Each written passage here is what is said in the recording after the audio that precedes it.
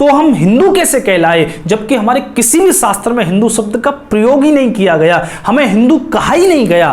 तो फिर हम हिंदू कैसे कहलाए? शास्त्रों में आर्य शब्द जरूर मिलता है, क्योंकि ये देश आर्यावर्त था। मनु इसको आर्यावर्त कहते हैं। हालांकि मनु का आर्यावर्त क्षेत्रफल में थोड़ा सा कम था, लेकिन धीरे धीरे ये एशिया महाद्वीप ही आर्यावर्त कहा जाने लगा। हिंदू कुश की पहाड़ी के इस तरफ इसको आर्यावर्त कहते थे और उस तरफ इसको आर्यान कहते थे। जो आर्यान शब्द से ईरान बना, ईरान आर्यों का देश था। दोनों तरफ ही आर्य बसते थे, दोनों तरफ ही एक जैसी सभ्यता थी, बस भाषा में थोड़ा सा अंतर था। यहां भी हम अग्नि की पूजा करते थे और वहां भी वो लोग अग्नि की ही पूजा करते थे। आप देखोगे बहुत ज्यादा समानताएं उस सभ्यता में और हमारी सभ्यता में आपको मिले, क्योंकि एक ही था। ये आर्यावर्त बहुत बड़े भूभाग में फैला हुआ था, तो हमें आर्य कहा गया। लेकिन इस आर्य थ्योरी में आग लगा दी मैक्स मूलन ने। मैक्स मूलन ने जितना ज्यादा नुकसान इस देश का किया वैसा किसी ने भी नहीं किया। लेकिन मैक्स मूलर पर हमें आंख बंद करके भरोसा है, क्योंकि उसके दो चार वाक्य ऐसे डिप्लोमेटिक है। वो कहता था, मैं अगर सभी देशों में सबसे पहला देश चुनना चाहूंगा जिसकी गौरव गाथा, जिसका प्राचीन इतिहास सबसे समृद्ध था, तो वो भारत देश है। तो हमें बड़ा अच्छा लगा कि जो हमारी तारीफ कर रहा है वो हमारा व्यक्ति है, लेकिन आपकी तारीफ करके पीछे से कौन सा आप पर वार कर रहा है ये हमें नहीं समझ में आया। तो आर्य इन्वेजन थ्योरी मैक्स मूलन ने दी कि आर्य बाहर से आए थे, यहां पर मूल निवासी द्रविड़ रहते थे, उन द्रविड़ों पर आकर आक्रमण कर दिया। आर्यों ने आर्य रथ में सवार होकर, घोड़ों पर सवार होकर आए थे। द्रविड़ों के पास कोई रथ नहीं थे, कोई घोड़े नहीं थे। आर्यों के पास यज्ञ पूजा थी, अग्नि की पूजा थी, और आर्यों के पास खुद की भाषा, उसकी लिपि थी, और यहां पर द्रविड़ गंवार होकर रहते थे। तो इस थ्योरी ने इतना ज्यादा द्वंद्व पैदा कर दिया, और ये हमारे कॉम्पिटिटिव एग्जाम्स में भी पढ़ाई जाती है, मैंने भी बहुत पढ़ाई है। लेकिन ये बिल्कुल बकवास है, लेकिन पढ़ानी पड़ती है, पढ़नी भी पड़ती है, क्योंकि इसके प्रश्न भी आते रहे हैं परीक्षाओं में। लेकिन ये आर्य द्रविड़ थ्योरी बिल्कुल बकवास है। तो इस आर्य द्रविड़ थ्योरी ने इस देश का बड़ा ही नुकसान किया है। और तो और आगे चले गए, वो कहते हैं कि महादेव जो इस देश में रहते थे वो द्रविड़ थे, और जो भगवान विष्णु थे वो आर्य थे। मतलब महादेव यहाँ के मूल निवासी बनाकर आधार कार्ड महादेव को पकड़ा दिया और भगवान विष्णु को टूरिस्ट वीजा पर भेज दिया, उनको बाहर का ही विदेशी बता दिया। तो ये भी साजिश इस देश में बांटने की गई है। और महादेव से जो दक्ष प्रजापति ने अपनी पुत्री का विवाह किया था, तो दक्ष प्रजापति आर्य था जो अग्नि की पूजा करता, यज्ञ करवाता था दक्ष प्रजापति, और भगवान महादेव द्रविड़ थे। तो आर्य और द्रविड़ों में ये वैवाहिक संबंध स्थापित किया था ताकि द्रविड़ों का सहयोग आर्यों को मिल सके।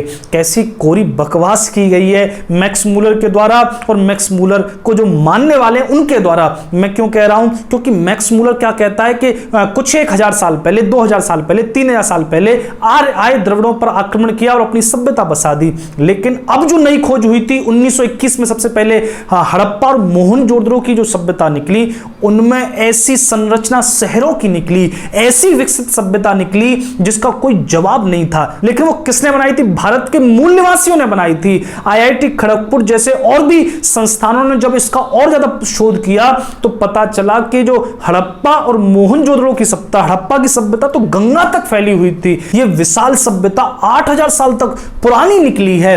अब ये मैक्स मूलर क्या कहता था कि द्रविड़ों को तो कुछ नहीं आता था, तो फिर अगर ये मूल निवासी द्रविड़ थे तो इतनी बेहतरीन इन्होंने शहरी व्यवस्था, इतना बेहतरीन सभ्यता कैसे विकास कर ली? लेकिन ये द्रविड़ हजारों साल से विकसित थे। ये मैक्स मूलर के गंवार द्रविड़ नहीं थे। मैक्स मूलर ने इसको आर्य द्रविड़ कहकर इस देश को बांटना चाहा है, और इस देश में बहुत बट भी चुका है ये आर्य और द्रविड़ थ्योरी से। इसको तत्क्षण हमारे कोर्स से, हमारे एग्जाम से बिल्कुल बाहर कर देना चाहिए। और जो आज की खोजें हुई हैं, जो कैम्ब्रिज यूनिवर्सिटी ने 13,000 DNA संरचना इस देश में सभी तरह के, नेपाल में से भी ली थी, बांग्लादेश, पाकिस्तान में से भी लिए थे, और जो उसका DNA जीन्स होता है उस पर शोध किया था कि हम सबके पूर्वज कौन थे, क्या हम अलग से आए, क्या हम बाहर से आए? तो पता चला कि जो आर्य कहते हैं अपने आप को, जो द्रविड़ कहते हैं, वो सभी के पूर्वज एक ही थे।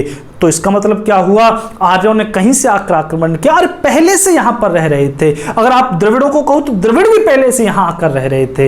ये सब मैक्स मूलर की बकवास थी जिसने आर्य द्रविड़ थ्योरी को जन्म दिया। तो हम हिंदू होने से पहले आर्य थे, ये देश आर्यावर्त कहलाया जाता था। तो धीरे धीरे हम हिंदू कैसे कहलाने लगे।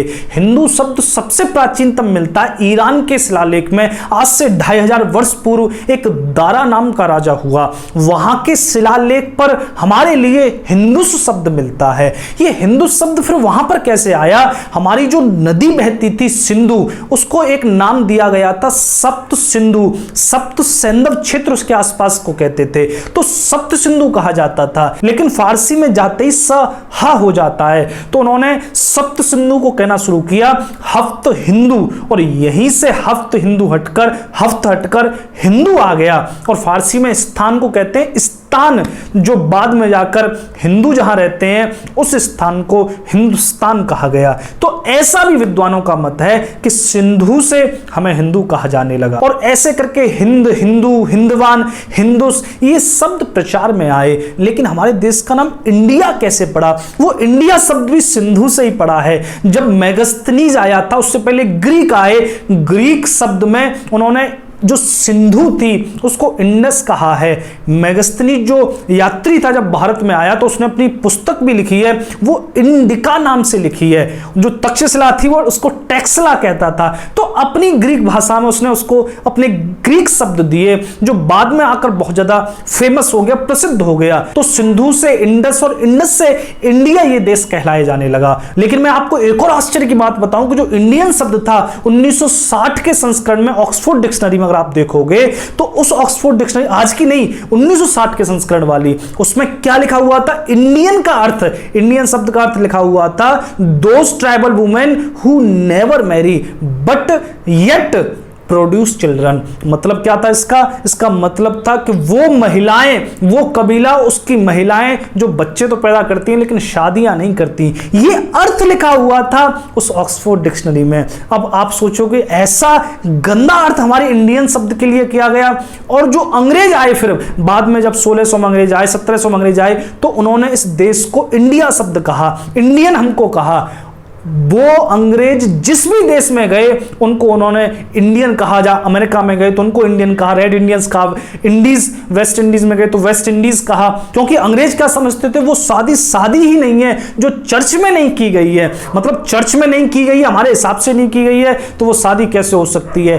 तो बिना शादी के ये इंडियन लोग बच्चे पैदा कर रहे थे। इंडियन एक गाली हो गया था। और इसी वजह से इंग्लैंड में अगर कोई किसी को इंडियन कह दे तो 6 महीने तक की जेल हो जाती है। आपने एक और खबर पढ़ी होगी, जो प्रिंस चार्ल्स थे वहां के, उन्होंने एक पेंटिंग देखी थी और उसमें अचानक ही उनके मुंह से निकला कि इसको किसी इंडियन ने बनाया होगा। उस पर उनको माफी मांगनी पड़ गई, क्योंकि इंडियन कहना एक बहुत ही भद्दा और गाली जैसा शब्द था। महात्मा गांधी की भी फिल्म है, महात्मा गांधी कहते हैं कि वो हमें इंडियन बुलाते हैं क्योंकि हम चर्च में शादी नहीं करते। मतलब चर्च में शादी नहीं करते तो शादी नहीं करते और बच्चे पैदा किए जा रहे हैं। ऐसा भी अर्थ इंडियन और इंडिया के लिए किया गया है। तो ऐसे करके मैंने आपको इंडिया और इंडियन का मतलब समझाया। और फिर बाद में आकर हमारे देश जब आजाद हुआ तो ऐसे ऐसे जोर के प्रधानमंत्री बने जो अंग्रेजों से इतना प्रेम करते थे कि इंडिया शब्द को ले लिया, इंडियन शब्द को अपनी छाती से चिपका लिया और इस देश की संस्कृति का पूरी तरीके से विनाश कर दिया। इस देश का नाम इंडिया नहीं होना चाहिए, इस देश का नाम भारत होना चाहिए, क्योंकि भारत हजारों साल सबसे प्राचीनतम शब्द है भारत किसी भी देश के लिए। तो इस देश का नाम भारत होना चाहिए। इंडिया से हमारी कोई पहचान नहीं है। तो मैंने आपको हर तरीके से ये विषय आपके सामने रखा। तो अब हम बात करते हैं सरस्वती नदी के बारे में, जो मुख्यतः विषय था हमारा।